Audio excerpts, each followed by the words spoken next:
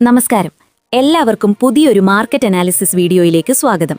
ഈ വരാനിരിക്കുന്ന വ്യാപാര ആഴ്ച ഇന്ത്യൻ ഓഹരി വിപണിയെ സംബന്ധിച്ചിടത്തോളം അതീവ നിർണായകവും ഒരുപക്ഷെ വൻ ചാഞ്ചാട്ടങ്ങൾക്ക് വേദിയാകാൻ സാധ്യതയുള്ളതുമായ ഒന്നാണ്.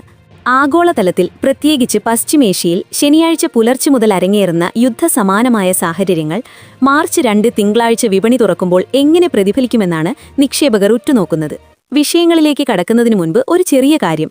ഇത്തരം നിർണായക വാർത്തകൾ വരുമ്പോൾ അത് കൃത്യമായി നിങ്ങളിലേക്ക് എത്തിക്കാൻ ഞങ്ങൾ ശ്രമിക്കുന്നുണ്ട്. അത് നിങ്ങൾക്ക് ലഭിക്കുന്നുണ്ടെന്ന് ഉറപ്പുവരുത്താൻ ഇപ്പോൾ തന്നെ ആ ലൈക്ക് ബട്ടൺ ഒന്ന് അമർത്തുക. നിലവിലെ ഈ യുദ്ധഭീതിക്കിടയിൽ നമ്മുടെ വിപണി പിടിച്ചു നിൽക്കുമോ അതോ ബെയറിഷ് ആകുമോ? നിങ്ങളുടെ അഭിപ്രായം താഴെ കമന്റ് ചെയ്യുക. നമുക്ക് നേരിട്ട് കാര്യങ്ങളിലേക്ക് കടക്കാം.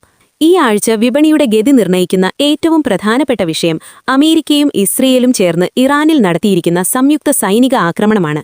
ഇറാന്റെ സൈനിക ആണവ കേന്ദ്രങ്ങളെ ലക്ഷ്യമാക്കി നടത്തിയ ഈ ആക്രമണങ്ങൾ പശ്ചിമേഷ്യൻ സംഘർഷം ഒരു പൂർണ്ണ യുദ്ധത്തിലേക്ക് നീങ്ങുന്നതിന്റെ സൂചനകളാണ് നൽകുന്നത്. അമേരിക്കൻ പ്രസിഡന്റ് ഡൊണാൾഡ് ട്രംപ് ഈ സൈനിക നീക്കത്തെ സ്ഥിരീകരിച്ചിട്ടുണ്ട്. ഇതിന് മറുപടിയായി ഇറാൻ ശക്തമായ തിരിച്ചടി നൽകുമെന്ന് പ്രഖ്യാപിച്ചതും മിസൈലുകൾ വിക്ഷേപിച്ചതുമായ വാർത്തകൾ ആഗോള വിപണികളിൽ വലിയ അനിശ്ചിതത്വം സൃഷ്ടിച്ചിരിക്കുകയാണ്. തിങ്കളാഴ്ച ഇന്ത്യൻ വിപണി തുറക്കുമ്പോൾ തന്നെ ഇതിന്റെ പ്രതികരണം വിപണിയിൽ കാണാൻ സാധ്യതയുണ്ട്. ഒരു വലിയ ഗ്യാപ് ഡൗൺ ഓപ്പണിങ്ങിനുള്ള സാധ്യത തള്ളിക്കളയാനാവില്ല. ഇരു രാജ്യങ്ങളും തമ്മിലുള്ള പ്രശ്നങ്ങൾ സമാധാനപരമായി പരിഹരിക്കപ്പെട്ടില്ലെങ്കിൽ ഈ ആഴ്ച മുഴുവൻ വിപണിയിൽ കനത്ത വോളാറ്റിലിറ്റി പ്രകടമായേക്കാം. ഈ ആഗോള സംഘർഷം ഇന്ത്യൻ വിപണിയെ നേരിട്ട് ബാധിക്കുന്നതിന്റെ പ്രധാന കാരണം ഹോർമുസ് കടലിടുക്ക് അഥവാ സ്ട്രെയിറ്റ് ഓഫ് ഹോർമുസ് വഴിയുള്ള എണ്ണ നീക്കമാണ്. ലോകത്തെ മൊത്തം എണ്ണ വിതരണത്തിന്റെ 20% ഈ ഇടുങ്ങിയ കടൽപാത വഴിയാണ് നടക്കുന്നത്. യുദ്ധം കനക്കുകയും ഈ പാത അടയ്ക്കപ്പെടുകയും ചെയ്താൽ ആഗോള വിപണിയിൽ ക്രൂഡ് ഓയിൽ വില ബാരലിന് $100 മുകളിലേക്ക് കുതിച്ചുയരാൻ സാധ്യതയുണ്ട്. ഇന്ത്യയെ സംബന്ധിച്ചിടത്തോളം ഇത് വലിയൊരു സാമ്പത്തിക തിരിച്ചടിയാകും. കാരണം നമ്മുടെ രാജ്യത്തിന് ആവശ്യമായ ക്രൂഡ് ഓയിലിന്റെ 50%വും LNGയുടെ 60%വും വരുന്നത് ഈ വഴിയിലൂടെയാണ്. അതിനാൽ ക്രൂഡ് ഓയിൽ വിലയിലുണ്ടാകുന്ന വർധനവ് നമ്മുടെ രാജ്യത്തെ പണപ്പെരുപ്പം കൂട്ടാനും സമ്പദ്വ്യവസ്ഥയെ തന്നെ വലിയ രീതിയിൽ സമ്മർദ്ദത്തിലാക്കാനും സാധ്യതയുണ്ട്. നിക്ഷേപകർ ഏറ്റവും കൂടുതൽ ശ്രദ്ധിക്കേണ്ട റിസ്ക് ഫാക്ടർ ഇതാണ്. അതേസമയം ആഭ്യന്തര വിപണിയിൽ നിന്ന് വളരെ പോസിറ്റീവായ ഒരു സാമ്പത്തിക ഡേറ്റ കഴിഞ്ഞ ദിവസം പുറത്തുവന്നിട്ടുണ്ട്. ഒക്ടോബർ മുതൽ ഡിസംബർ വരെയുള്ള മൂന്നാം പാദത്തിൽ ഇന്ത്യയുടെ GDP വളർച്ച 7.8% ഉയർന്നു എന്നതാണ് ആ വാർത്ത. 2022-23 അടിസ്ഥാന വർഷമായുള്ള പുതിയ സീരീസ് പ്രകാരമാണ് ഈ GDP കണക്കുകൾ കേന്ദ്ര സർക്കാർ പുറത്തുവിട്ടിരിക്കുന്നത്. മുൻവർഷം ഇത് 7.4%.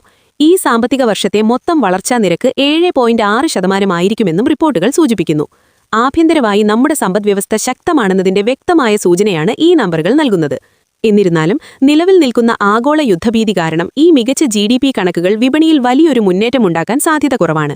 ഇനി പ്രൈമറി മാർക്കറ്റ് അഥവാ IPO വിപണിയിലെ വിശേഷങ്ങൾ പരിശോധിക്കാം. പുതിയ വ്യാപാര ആഴ്ചയിൽ 3 പ്രധാന IPOകളാണ് സബ്സ്ക്രിപ്ഷനായി തുറക്കുന്നത്. ഇതിലേറ്റവും വലുത് 1087 കോടി രൂപ സമാഹരിക്കാൻ ലക്ഷ്യമിട്ടുള്ള സെഡമെക് മെക്കാട്രോണിക്സ് IPO ആണ്. മാർച്ച് 4 മുതൽ 5 വരെയാണ് ഈ IPO നടക്കുന്നത്. ഒരു ഷെയറിന് 1287 മുതൽ 1352 രൂപ വരെയാണ് പ്രൈസ് ബാൻഡ് നിശ്ചയിച്ചിരിക്കുന്നത്. ഇതിനു പുറമെ Elfin agro, Srinivas Pradhan constructions എന്നീ IPOകളും ഈ ആഴ്ച നിക്ഷേപകർക്കായി വിപണിയിലെത്തുന്നുണ്ട്. കൂടാതെ 9ഓളം പുതിയ കമ്പനികളുടെ ലിസ്റ്റിംഗും ഈ ആഴ്ച വിപണിയിൽ നടക്കും. ചുരുക്കത്തിൽ പശ്ചിമേഷ്യൻ യുദ്ധവാർത്തകളും ക്രൂഡ് ഓയിൽ വിലയിലെ മാറ്റങ്ങളും തന്നെയായിരിക്കും ഈ ആഴ്ച ഇന്ത്യൻ വിപണിയെ പൂർണ്ണമായും നിയന്ത്രിക്കുക. ഓരോ വാർത്തകളും വിപണിയിൽ വലിയ സ്പൈക്കുകൾ ഉണ്ടാക്കിയേക്കാം. അതുകൊണ്ട് തന്നെ ഓവർനൈറ്റ് പൊസിഷനുകൾ പരമാവധി ഒഴിവാക്കാൻ ശ്രമിക്കുക. ട്രേഡ് ചെയ്യുന്നവർ കർശനമായ സ്റ്റോപ്പ് ലോസ് വെക്കാനും മികച്ച റിസ്ക് മാനേജ്മെന്റ് പാലിക്കാനും പ്രത്യേകം ശ്രദ്ധിക്കുക. നന്ദി.